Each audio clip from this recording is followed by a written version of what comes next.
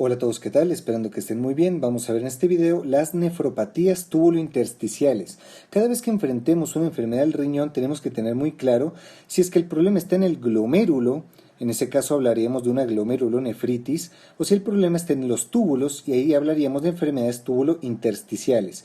En este mismo canal puedes encontrar un video donde hablamos de las glomerulonefritis. Habíamos comentado que ocasionan síndrome nefrítico, síndrome nefrótico, y en cambio las túbulo-intersticiales ocasionarán un aumento del volumen urinario. ¿Esto por qué razón? Porque en los túbulos está el mecanismo de contracorriente, el que permite concentrar la orina. Si es que se enferman los túbulos, esta afectación haría que perdamos este mecanismo, ocasionando que la orina no pueda concentrarse, es decir, no podamos extraer el agua de la orina, y entonces esta se elimine de esa misma forma, orina diluida, orina en mayor cantidad. Esto es la poliuria. También habría isostenuria, que es la incapacidad de concentrar la orina. Habría nicturia, porque el glomérulo filtra siempre, y la diferencia respecto al día y la noche es que los túbulos reabsorben el agua necesaria para mantener el balance. Si es que el glomérulo filtra siempre y el túbulo está enfermo y no reabsorbe, pues entonces también habrán escapes de orina en la noche. También los trastornos de los túbulos es más propio que hagan alteración de los electrolitos, ya que en los túbulos se hace la selección propia de cuánto potasio, sodio, cloro se necesita. Entonces, si se enferman los túbulos, pues también habrán alteraciones electrolíticas, también tipo acidosis, alcalosis, que las vamos a ver ahorita más adelante. Y también si es que hay proteinuria, pero es de origen tubular, va a ser proteinuria de los túbulos, proteína de Tamm-Horsfall. No van a ser proteínas del plasma como en la glomerulonefritis, donde encontramos albúmina. Aquí no, si encontramos una proteinuria va a ser a expensas de proteína tubular. La primera enfermedad que vamos a ver es la nefritis intersticial aguda. Puede sonar compleja, pero se puede resumir en solo dos palabras que tienes que saber. Alergia renal. Eso es todo lo que debes saber para entenderla. Es la alergia que presenta el riñón. Se manifiesta como un fracaso renal agudo o subagudo ante un antígeno para el cual el riñón ya se sensibilizó, es decir, una alergia. Lo más frecuente es que el riñón se vuelva alérgico a fármacos. Los más frecuentes los antibióticos. Aquí están más frecuentes los betalactámicos. También pueden ser quinolonas, también pueden ser sulfamidas. También se presenta la alergia a los AINE, también la alergia al omeprazol, la alergia al alopurinol, a la ciclovir, entre otros fármacos. Ya depende de la predisposición de cada paciente. También puede haber alergia renal a ciertas infecciones, también a enfermedades sistémicas. ¿Cuál es el cuadro clínico típico de una nefritis intersticial aguda? Es el fracaso renal con síntomas de alergia. El paciente presenta fiebre, rash cutáneo, es decir, un exantema, artralgias y dolor lumbar alto. ¿De acuerdo? Esto se parece o se podría parecer a una pielonefritis, pero realmente es eso, es una reacción alérgica inflamatoria ante un antígeno determinado. En el examen de orina podremos encontrar hematuria, proteinuria que no llega al rango nefrótico, va a haber leucocituria estéril y también puede haber eosinofiluria o cilindros eosinofílicos que serían propios de esta enfermedad. Aquí vamos a ver los túbulos que están infiltrados por tanto neutrófilos como eosinófilos. El tratamiento entonces va a ser muy lógico. Tendremos que retirar el alérgeno, la sustancia que desencadenó la enfermedad, y dar corticoides, como cualquier alergia. Dando corticoides disminuimos la respuesta inmunoalérgica y mejoramos entonces el pronóstico del paciente. Después tenemos a la nefritis intersticial crónica. Esta no es una alergia, sino es la consecuencia de un daño continuo hacia las células tubulares. Es decir, esta es una enfermedad secundaria siempre. Va a presentar atrofia tubular y fibrosis intersticial, que es el mecanismo mediante el cual el riñón cicatriza las lesiones que ocurren contra sus túbulos. Entonces, las causas que van a ocasionar la nefritis intersticial crónica van a ser fármacos principalmente, pero estos serán ya no fármacos que den alergia, sino fármacos nefrotóxicos, como los platinos de la quimioterapia, el litio que se utiliza en psiquiatría, algunos analgésicos, también la uropatía obstructiva, la pielonefritis crónica, daña túbulos continuamente, la hiperuricemia crónica, el mieloma múltiple, aquí está mal escrito, mieloma múltiple, que es un tumor de células plasmáticas, algunos metales, en fin, cosas que dañen los túbulos de manera continua van a desencadenar esta nefritis crónica. El diagnóstico se establece pues, ya dijimos, va a haber una nicturia, va a haber una poliuria, porque los túbulos de lo dañados que están ya no pueden hacer este mecanismo de contracorriente, no pueden retener el agua, entonces va a haber aumento de la diuresis y progresivamente va a avanzar a una enfermedad renal crónica, como dijimos, progresiva. Va a haber un descenso continuo del filtrado glomerular hasta que el paciente entre en enfermedad terminal y necesite la diálisis. Entonces, el tratamiento siempre que se pueda se debe tratar la causa y también el manejo de la enfermedad renal crónica, que eso lo vimos en el video de enfermedad renal crónica. Una salvedad que le diferencia de la típica enfermedad renal crónica es que aquí el paciente tiene un riesgo aumentado de presentar cáncer de urotelio. Así que si el paciente presentase, después de tratar la causa, hematuria monosintomática, hay que hacer estudios citológicos para descartar la presencia de algún tumor maligno en esta zona. Ahora que vimos las enfermedades que afectan difusamente a los túbulos, vamos a ver las enfermedades que afectan específicamente a la región de cada túbulo. La verdad que esta parte se va a poner difícil, así que vamos a ir parte por parte, como las partes del túbulo, analizando qué enfermedades pueden ocurrir y por qué. Lo importante es que tú entiendas por qué ocurre cada enfermedad. Cuando se entiende se aprende mucho más sencillo, así que vamos a ver cada parte por separado. Primero tenemos al túbulo proximal. Aquí se reabsorben la mayoría de los solutos, un 60%. Se reabsorbe sodio, potasio, cloro, pero también se absorben moléculas específicas de esta zona, como la glucosa, que se reabsorbe gracias al SGLT1 y el más importante, el SGLT2. Esta es una diana terapéutica para la diabetes. Aquí actúan las gliflosinas. Como dato curioso se los dejo. Y también tenemos que se reabsorbe el fosfato, los aminoácidos, el bicarbonato, en fin, muchas cosas se reabsorben aquí. El prototipo de enfermedad del túbulo proximal es el síndrome de Fanconi. Este síndrome ocurre cuando hay un daño del túbulo proximal ocasionado por la proteinuria de Benz-Jones. Esto a su vez es una toxicidad ocasionada por unas proteínas que se llaman cadenas ligeras. Estas cadenas ligeras a su vez se producen por un tumor que se conoce como mieloma múltiple. El mieloma múltiple es un tumor de células plasmáticas que sintetiza cadenas ligeras. Estas cadenas ligeras son tóxicas para el túbulo proximal y entonces lo dañan y entonces vamos a tener como manifestación la todouria. Así es como yo le llamo a cuando orinas todo, me refiero. Si no se reabsorbe la glucosa va a haber glucosuria. Si no se reabsorben aminoácidos vamos a tener aminoaciduria, fosfaturia, bicarbonaturia, es decir, más fácil, todouria. Cuando tengas un paciente que está orinando todo, me refiero, cosas específicas del proximal, estamos hablando de un posible síndrome de Fanconi, ¿de acuerdo? También tenemos los trastornos que asocian a la anhidrasa carbónica. Anhidrasa carbónica es una proteína que se encuentra en el proximal que permite la reabsorción del bicarbonato.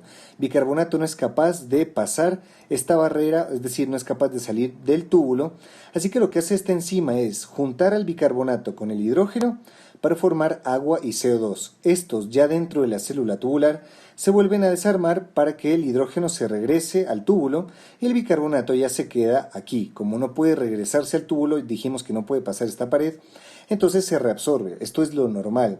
Sin embargo, tenemos dos condiciones donde la anhidrasa carbónica no funciona y son la acidosis tubular tipo 2 y cuando damos los diuréticos inhibidores de la anhidrasa carbónica. Cualquiera de las dos circunstancias van a bloquear la enzima y el bicarbonato no se puede absorber, provocando que, como esto es alcalino y si no se reabsorbe, el cuerpo entra en acidosis, porque estamos eliminando bases en la orina, una acidosis metabólica, con el potasio disminuido, hipocalemia. ¿Por qué? Porque el bicarbonato hace más negativo al líquido de la orina. Entonces, cuando éste llegue al túbulo distal y se encuentre con el potasio, va a absorber al potasio, se va a unir con el potasio, ya que el potasio es positivo, este es negativo, entonces ambos se van a orinar y ambos se van a perder. Si perdemos bicarbonato, acidosis, si perdemos potasio, hipocalemia. Después tenemos al asa de Henle. Recordemos que el asa de Henle se introduce en la médula renal y la médula renal es hipertónica. Esto es gracias al mecanismo contracorriente. Es hipertónica para que se le facilite la reabsorción de agua y con esto nosotros aprovechamos el agua y la orina se concentra. Esto es lo normal. Sin embargo, si es que hay algún daño de la médula renal, puede haber un daño de este mecanismo a su vez y provocar una isostenuria, una pérdida en la capacidad para concentrar orina y por consiguiente el paciente tendrá poliuria y nicturia. Esto a manera general, y como síndrome específico, tenemos que recordar que la asa de Henle tiene una proteína que es el transportador de sodio-potasio 2 cloros. Lo normal es que aquí se reabsorba sodio, los 2 cloros, y el potasio, cuando se reabsorbe también, se intercambia por un magnesio para aprovechar y que el magnesio también se reabsorba. Esto es lo normal. Sin embargo, cuando se daña este receptor, que ocurre en dos situaciones, el síndrome de Bartter y el uso de diuréticos de asa como la furosemida, en estas dos condiciones no funciona este receptor y vamos a tener que, como no se reabsorbe sodio y cloro, esto baja la presión arterial porque disminuye el volumen circulante efectivo, va a haber hipotensión. También, como no hay potasio que se reabsorba, no hay nada que cambie con el magnesio, entonces habrá hipomagnesemia. También va a haber hipercalciuria y para esto me voy a adelantar un poquito al distal porque el calcio normalmente se intercambia en la membrana vasolateral con el sodio del capilar. Se intercambian y luego este sodio se regresa por la ATPasa sodio-potasio. Esto es lo normal, pero en esta enfermedad, como no se reabsorbe sodio y cloro, llega demasiado sodio y cloro aquí, al distal. Aquí entonces se van a tratar de reabsorber por el receptor sodio-cloro, pero dentro de la célula se va a ocupar la ATPasa sodio-potasio. Entonces le va a restar importancia a la reabsorción de calcio. Entonces el calcio se elimina en la orina y va a provocar la hipercalciuria. ¿De acuerdo? Este calcio se puede precipitar y formar litos, piedras. Esta es la famosa nefrolitiasis y hay que tener cuidado. Estos pacientes tienen esa tendencia. Igual, si un paciente tiene piedras antecedente de nefrolitiasis, no le vas a dar una furosemida porque aumenta el calcio en la orina. Recordemos eso. Y finalmente, otros hallazgos que pueden haber son la alcalosis hipopotasémica. ¿Por qué razón? Porque más adelante en el túbulo, en el colector, tenemos el receptor que solo absorbe sodio. Entonces, si llega mucho cloruro de sodio a este punto de aquí, vamos a tener que se reabsorbe solo el sodio y se queda bastante cloro dentro del túbulo. Y como el cloro tiene una carga negativa, absorbe protones de carga positiva. Entonces va a absorber hidrógenos y entonces como perdemos ácido, vamos a entrar en alcalosis y también va a reabsorber potasios, justo porque también son negativo con positivo, y entonces por eso vamos a tener la hipocalemia. Espero que esto se entienda muy bien. Después tenemos al túbulo distal. En este hay que destacar la presencia del receptor de sodio-cloro.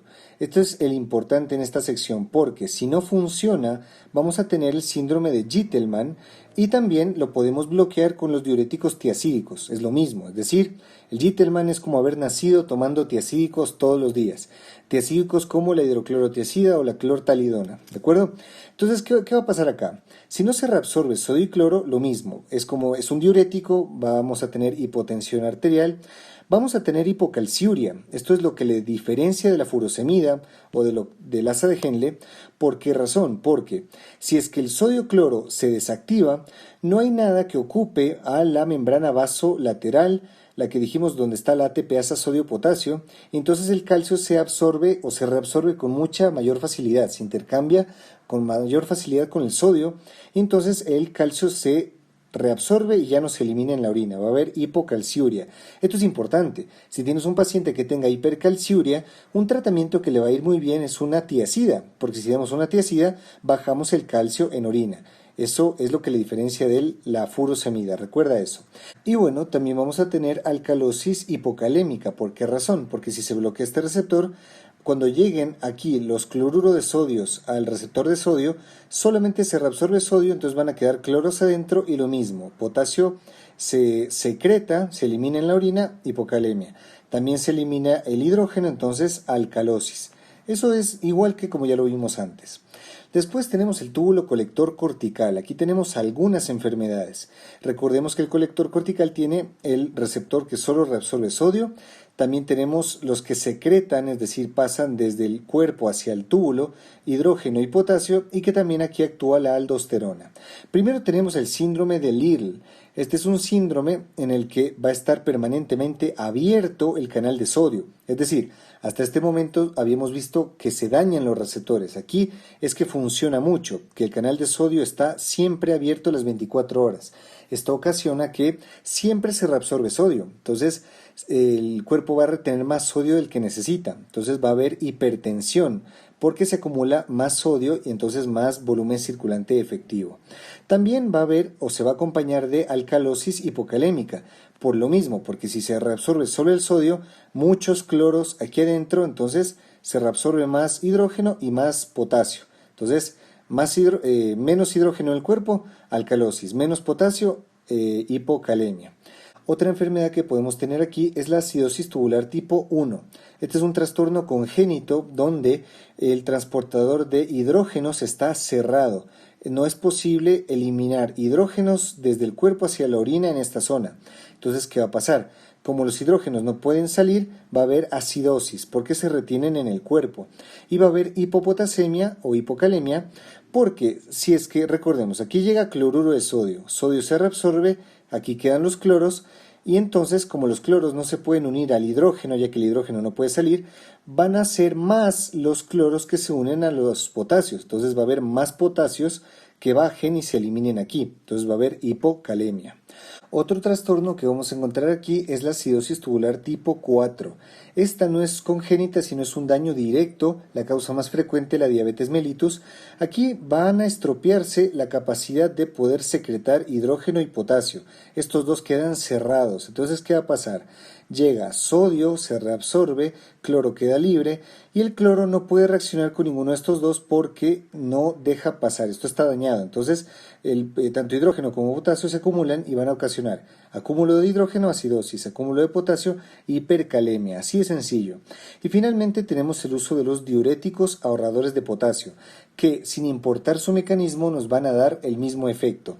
Si utilizamos los que bloquean al receptor de sodio, es decir, amiloride y triamtereno, estos de aquí, si bloquean el receptor de sodio, entonces sodio y cloro no se separan, permanecen juntos, entonces el cloro no va a reaccionar ni con hidrógeno ni con potasio. Entonces no se absorbe ninguno de estos dos y vamos a tener acidosis hipercalémica porque se retiene hidrógeno y potasio.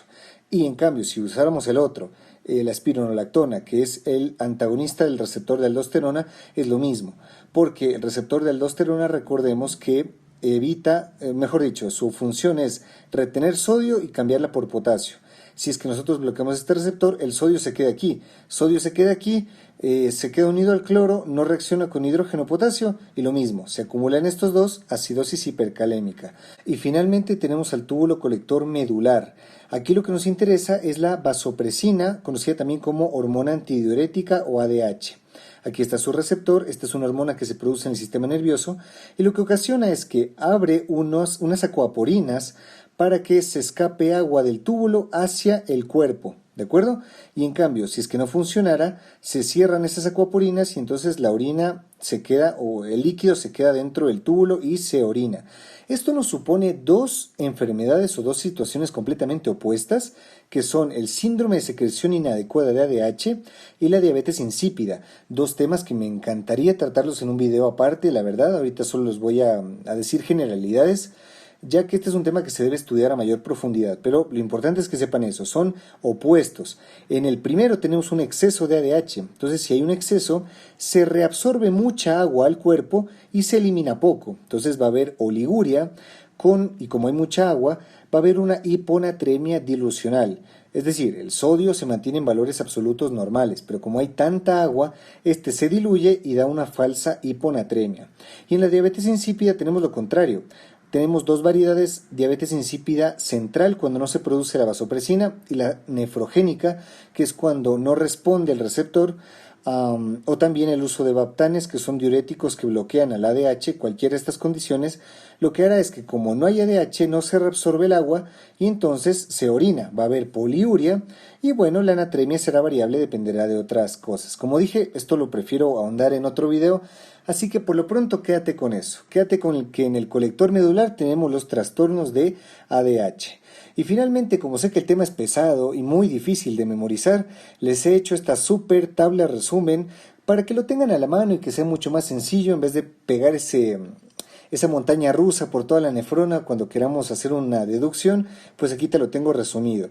Entonces, niño con hipertensión, recordemos, único síndrome que da hipertensión, y alcalosis hipopotasémica, síndrome de Little. Así de sencillo, como para que sea práctico.